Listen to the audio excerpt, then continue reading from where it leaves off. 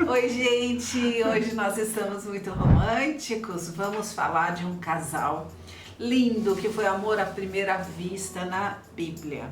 Quem foi? Jacó e Raquel. Foi amor à primeira vista, mas nem tudo foram flores. Houve muita quebra de princípios e no final, claro, há coisas muito interessantes sobre esses personagens que eles deixaram, né, de legado para nós. Nós vamos ler Gênesis 29, 10 e 11. Vamos pedir para Dimitri. Dimitri já deu oi para todo mundo. Olá, tudo bem? Graça e paz, que Deus abençoe a vida de vocês. Aqui estamos nós mais uma vez. Vamos ler então a palavra do Senhor, tá bom? Gênesis 29, versículo 10 e 11.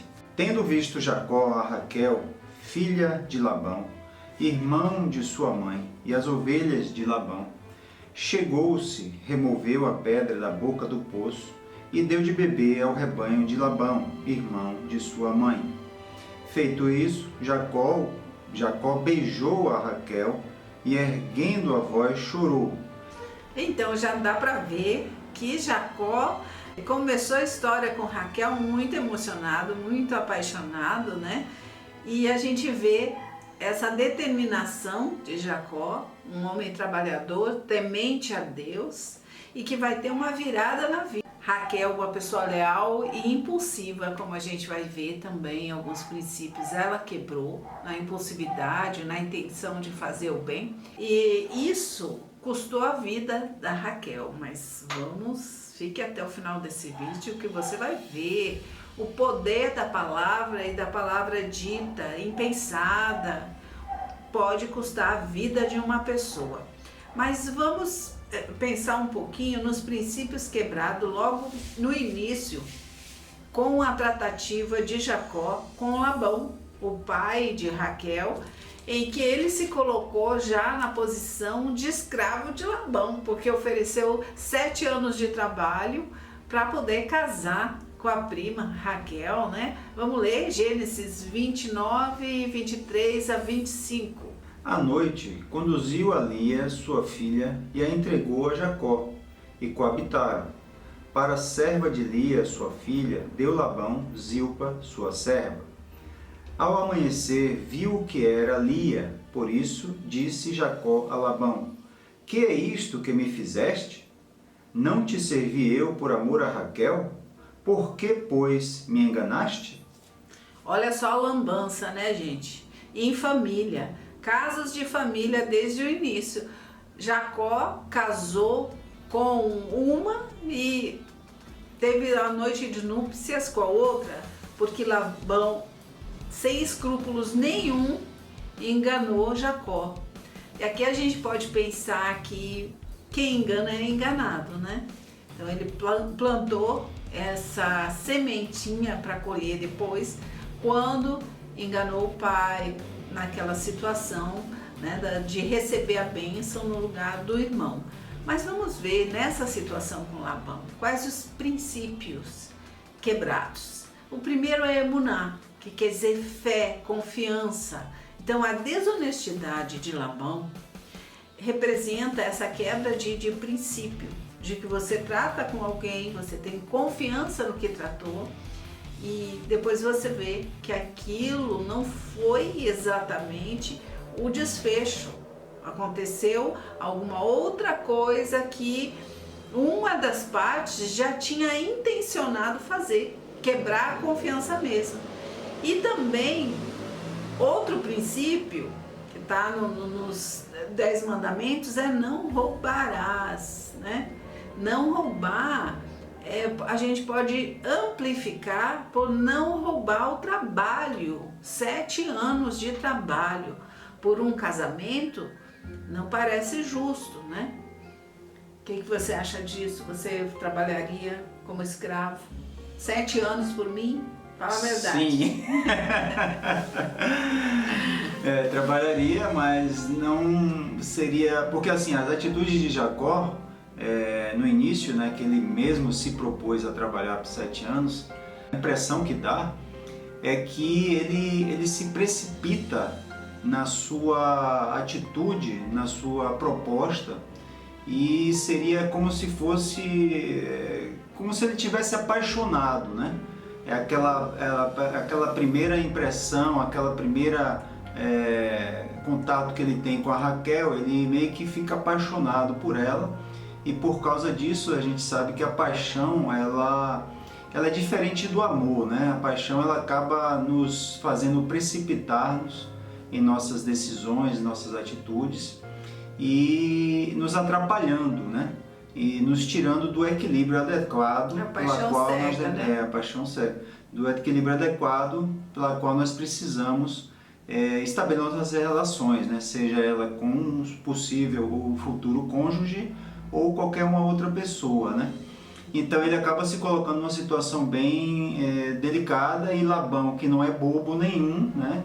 Não é nem um pouco bobo, ele se aproveita dessa situação, e não só dessa situação, porque quando o primeiro contato de Jacó com Labão, Jacó conta o que aconteceu, né, com ele lá, por que ele estava nas terras ali dos seus parentes, de Labão e tal, e Labão então entende e sabe que o próprio Jacó ele enganou lá atrás, né?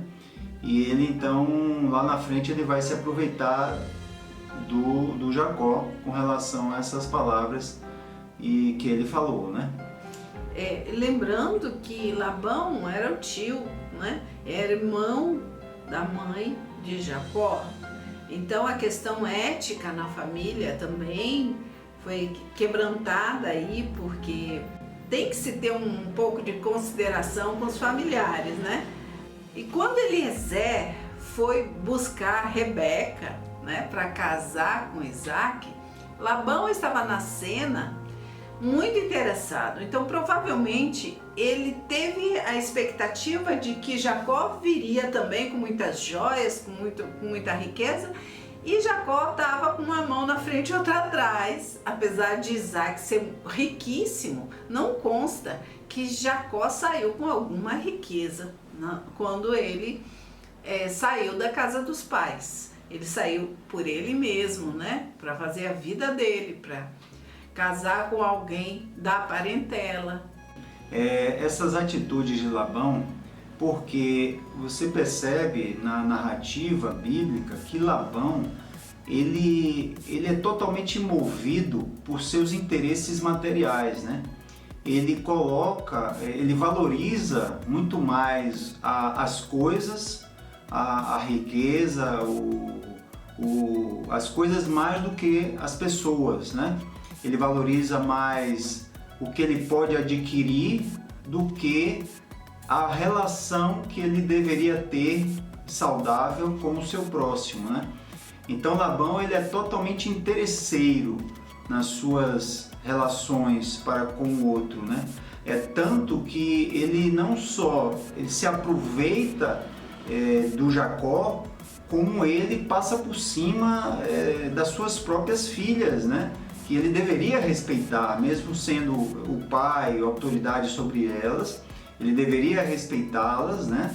E não usá-las como uma moeda de troca, digamos assim, né? Porque embora na época fosse comum, né, que o pai pudesse dar a mão da filha e o outro pudesse trabalhar por ela, enfim, que pudesse ser algo acordado entre eles, mas ele, na narrativa fica claro que ele se aproveita de tudo e de todos que ele puder ali para se dar bem. Então, mas mesmo naquela época não era ético você dar duas irmãs, sim, para o mesmo homem, porque certamente iria haver uma rivalidade entre as irmãs, não é? E aqui eu trouxe uma frase que está em Pirkei Avot 2:6, que diz: aquele que engana os outros está, na verdade, enganando a si mesmo, pois as suas ações retornarão para ele como eco de suas palavras. Então, aparentemente, ele levou vantagem, ele ficou rico com a presença de Jacó, mas isso retorna. A gente sabe que se não retorna logo, um dia retornará com certeza. Então a gente nunca deve esquecer que Nosso Deus é um Deus relacional, Ele se importa muito mais com as relações de maneira saudável, respeitosa, né? Tanto para conosco, né? E que nós para com Ele também. E da mesma forma Ele quer que a gente trate as pessoas, seja da nossa casa, nossa família ou de fora, né? Então as atitudes de Labão nunca deverão ser imitadas por nós e deveríamos aprender sim com os seus erros. Então nós temos visto há muitos anos, né, desde quando nós nascemos, né, depois que a gente começa a ter consciência, né, a gente percebe que existem muitas pessoas que valorizam sim muito mais as coisas do que a pessoa em si, né? E a gente precisa atentar para isso, e mesmo que a gente tenha alguma inclinação para isso, que a gente peça a Deus para nos transformar e nos fazer ser quem nós devemos ser. Então, só para concluir esse meu raciocínio, o ser humano, se depender do ser humano, de modo geral, da sua natureza pecaminosa, não vou dizer todos, mas de sua natureza pecaminosa, se depender dele, ele vai desejar ser como Deus. Certo? Assim nós podemos perceber ao longo da história da humanidade em diversos líderes que nós poderíamos dar como exemplo. Mas ao contrário, o próprio Deus desejou ser humano. Ou seja, quando ele ele encarna aqui na Terra como Jesus, tá? Então, diferentemente do desejo pecaminoso e carnal do homem de desejar ser como Deus, o próprio Deus, que já sendo Deus, ele desejou ser esse ser humano. Não um ser humano qualquer, mas o ser humano original, né? Sem o pecado, que deseja amar, de servir e se importar com o próximo. Para retomar um pouquinho Labão demonstra como a ganância pode corromper os laços familiares mais próximos. E a gente vê isso muito, seja por causa de herança, por causa de bens, né? Como a ganância faz mal às famílias, né? Então, é algo complexo que aconteceu no caso do relacionamento, da vida de Jacó, o casamento de Jacó. Ele casou com Léa sem desejar casar com Léa, né? Ele não estava preparado para isso. Isso criou essa rivalidade entre as irmãs e a quebra dessa harmonia que a família tem que ter, né? Porque a rivalidade, o sentimento de inveja, a disputa causa uma tensão dentro da família que não é saudável. Não tem família assim realmente 100% abençoada com esse tipo de conflito, né? Então a gente vê os princípios quebrados aqui. A gente tem a paz no lar, que se chama Shalom Bait em hebraico, né? Um princípio que essa rivalidade Léa-Raquel impossibilitou esse ideal de harmonia familiar. E aí a gente tem o não cobiçarás, que é lo tarmod, não cobiçarás. Então Raquel sente inveja de Léa porque Léa era fértil, enquanto Léa sente inveja por causa do amor especial de Jacó por Raquel. Então as duas se invejavam por motivos diferentes. Um detalhe sobre essa questão aqui, eu queria até ler para vocês, capítulo 29, tá? Versículo 31, olha só que interessante. Vendo o Senhor que Lia era desprezada, fê-la fecunda, ele a fez fecunda, ao passo que Raquel era estéril. Então concebeu, pois, Lia e deu à luz um filho, a quem chamou Ruben e tal. Você vê que o próprio Deus, ele faz a Lia fecunda, e na sequência, aqui diz, o Senhor atendeu a minha aflição, que é o caso da Lia, né? Por isso agora me amará mesmo, eu concebeu outra vez e tal, mas a Raquel não. Deus não concedeu isso a Raquel. Para trazer um equilíbrio. Então, né? Mas aí a gente se pergunta, por que será que Deus fez isso? Será que Deus estava colocando lenha na fogueira? Que é para esse conflito entre elas, essa rixa, seja inveja, seja, enfim, piorasse, aumentasse? Não, Deus não faz isso. Eu acho que é a questão do equilíbrio.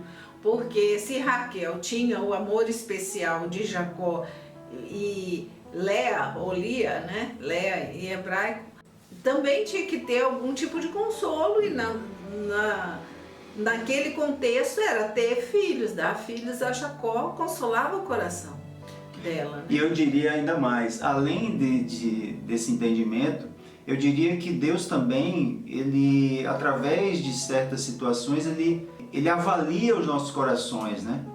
Ele apresenta questões diante de nós, de forma que ele possa estar provando a cada um de nós também, diante de cada situação em que nós vivemos.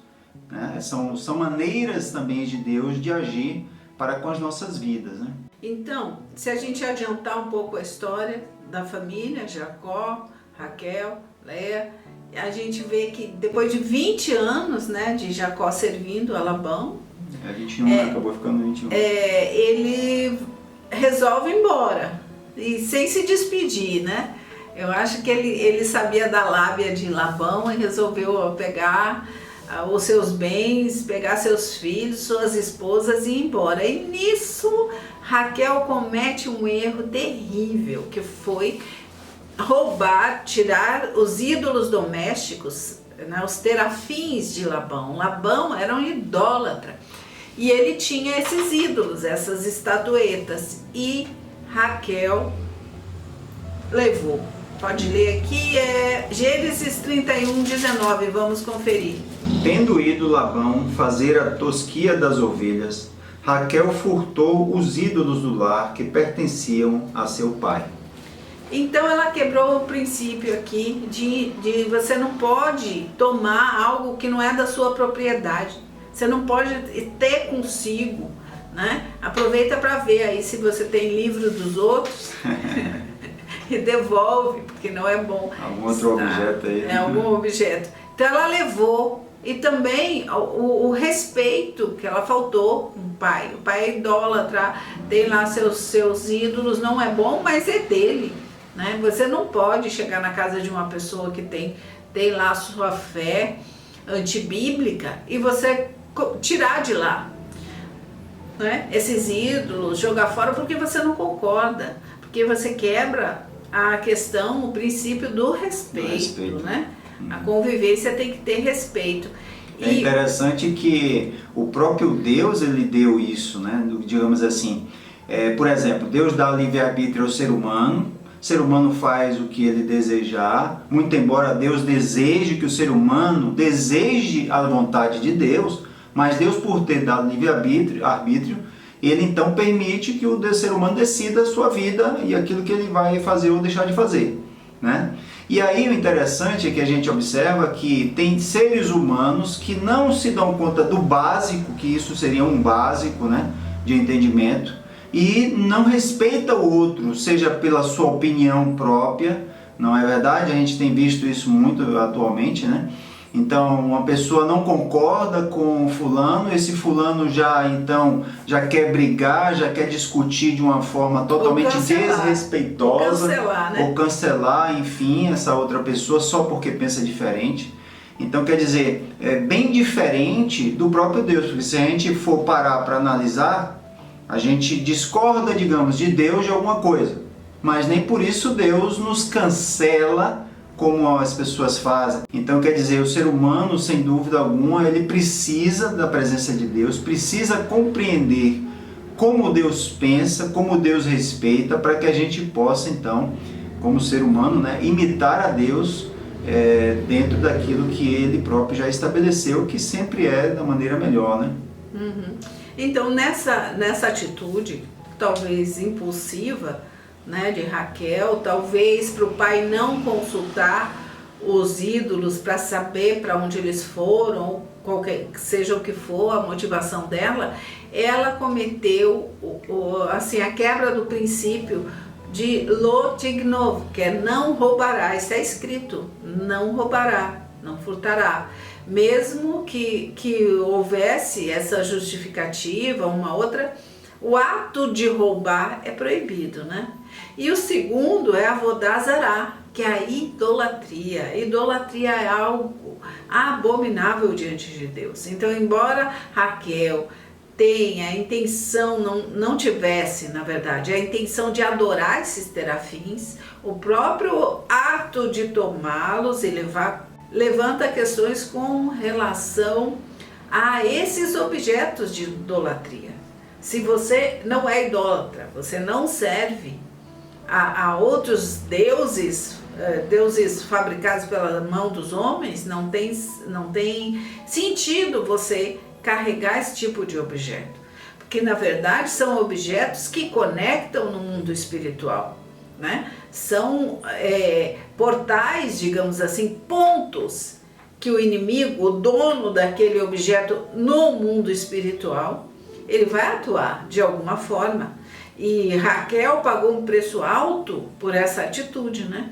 O desrespeito não é somente da Raquel para com seu pai Labão, né? Em se tratando de terafins, seja imagens, seja questões espirituais, né? E algumas pessoas chamam de guias, outros chamam de santos, outros chamam de diversos outros nomes, Exus, enfim. O desrespeito também está em cima de todos estes, espiritualmente falando, né?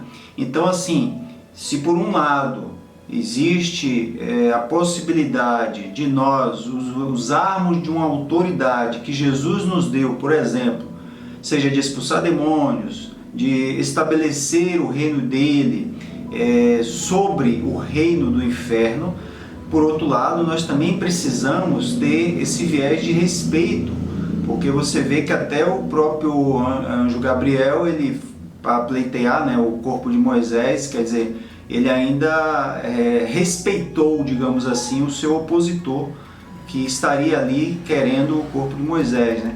Então o que é que acontece? Até os anjos se respeitam. Então quem somos nós para não agir da mesma forma também, né? Porque afinal de contas, mexer num ninho, poderíamos estar mexendo num ninho de vespeiro, né? De abelhas, enfim, e sermos contra-atacados de forma avassaladora, e não só contra nós, né? Esse contra-ataque do inimigo pode ser até contra os nossos familiares, né? Isso. Então é bem sutil, ao mesmo tempo é necessário que a gente esteja atento. Nós precisamos ter limites também, né? Isso. E ainda insistindo nessa questão do respeito. Quando Labão acusa Jacó de roubo, porque Labão foi atrás, né? Tanto da família quanto dos seus ídolos, Jacó, sem saber que foi Raquel que havia pegado os terafins, ele fez um juramento severo. Ele declarou que quem tivesse aqueles ídolos deveria morrer. E ele estava falando sobre a amada dele sem saber. E fazendo um juramento de morte, algo que realmente aconteceu, um destino trágico de Raquel, né? Porque quando ela foi ter seu filho, seu segundo filho, ela não resistiu, ela sofreu no parto e ela morreu naquele parto. Então aqui a gente vê aquele princípio da vida e da morte no poder da língua.